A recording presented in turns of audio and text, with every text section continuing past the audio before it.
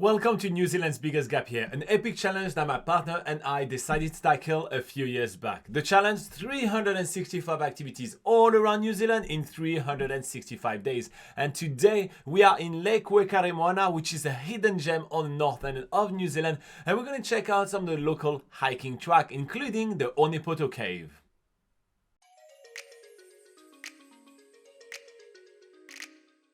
This morning we leave really early the Lake Waikaremoana holiday park because we are going to explore the surroundings, and mainly we are going to be exploring the Onepoto Caves. While there are many stunning hikes around Lake Waikaremoana, more to lookouts and different viewpoints, we want to do something more underground and adventurous, and the Onepoto Caves are just the thing. Alright, so let's start with a little bit of local knowledge. Yesterday when we did our boat tour around Lake Waikaremoana with David, he told us that if we wanted to tackle the Onepoto Cave walk, it would be much easier to start at the lower end of the track, so that's what we're doing today. As we are climbing our way up the track, the forest becomes thicker and thicker. It almost feels like we are already in a cave, and speaking of cave, we quickly find our first one and we are looking for its inhabitants. Sure enough, we find our first native wildlife, and these are cave weta, which are really easy to spot with their dark bodies up against the white rock.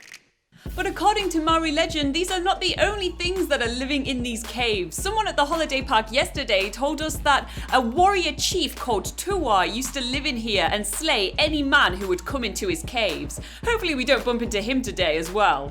It's surprising that this is only just the first cave that we're going into, and there's already so much to see in between the wetas, the cobwebs, the different rock formations, but there's a lot more caves to explore, so we're getting back on the track and making our way.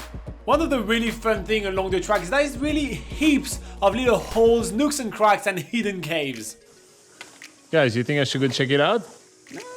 It's a pretty tight fit, but as soon as I get inside, I found a massive amount of paintings. I'm getting excited. Is that some early Maori paintings? Hell no. It's a bunch of locals that just went and drew stuff on the rocks with their fingers. Moving on a little bit further down the track, we start finding some much bigger holes and much bigger caves. And it's a really cool thing to explore. There is massive holes from above ground, and from underground it's some really intricate cave networks. So I'm taking the high ground and walk literally on top of Laura, which is exploring underneath the caves. Although this track is supposed to take only between an hour and a half and 2 hours, it really feels like it's going to take us much longer because there is heaps to explore. But that's alright, because we find some food.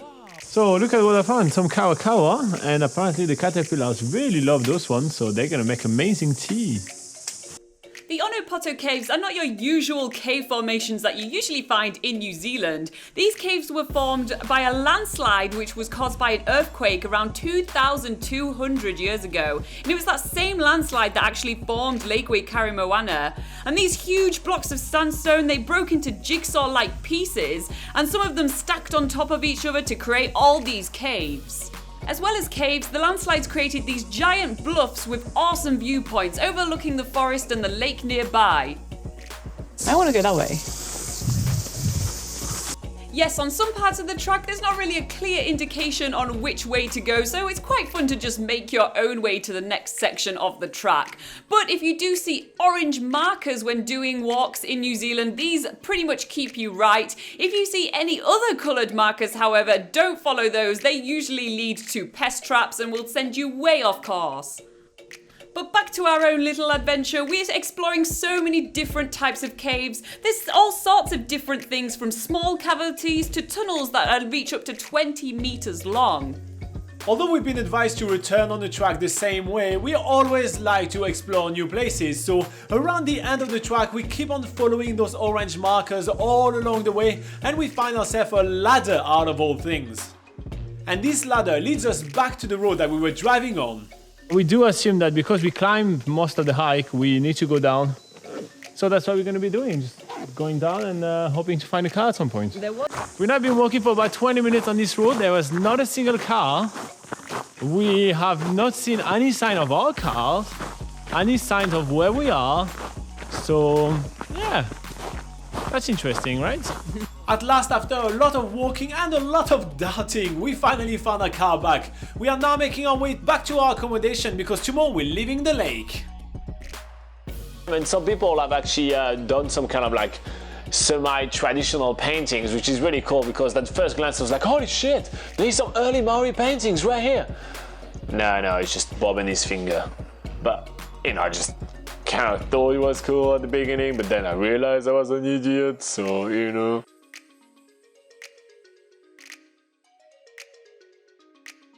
Alright everybody, so I hope that you enjoyed this video. It's definitely a hidden gem within a hidden gem, as Lake Waikaremoana is not visited enough, in our opinion at least. So hopefully we got you to see something really special, very unique, and maybe you'll add that to your itinerary when traveling in New Zealand. So usually during this section of the video, I go over the comments that you guys had the first time we published it. However, this is such a hidden gem and nobody ever looked for this thing online, so there is no comment there aside from a comment from Why in the World asking us if we're going to be keeping on doing some videos after New Zealand's biggest gap year, which the answer is obviously yes.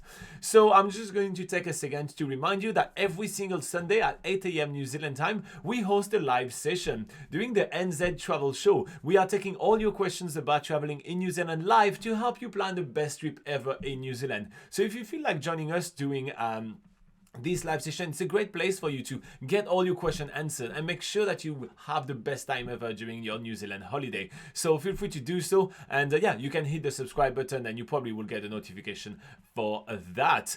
If you can't make it, you can also always pick our brain 24/7 on nzpocketguide.com, which is New Zealand's largest travel guide, and it's written by Laura and I, so here you go. Alright, you all stay safe and keep exploring. We see you on the next video. Bye bye.